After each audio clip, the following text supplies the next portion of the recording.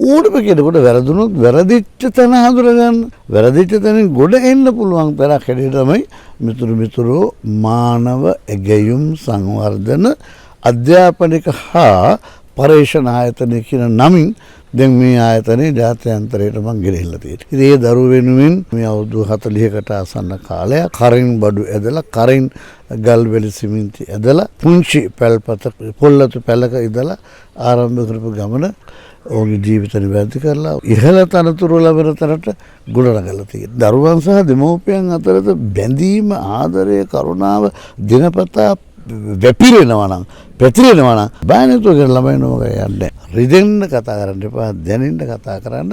දරුවෙකුට අම්මික් තාත්තෙක් ගැන ආදරේ උතුරන ලෙසට දරුවෙකුට කතා කරන්න. ඔය ප්‍රවෘත්තාපන කියන වචනේ සම්පූර්ණයෙන්ම වැරදි.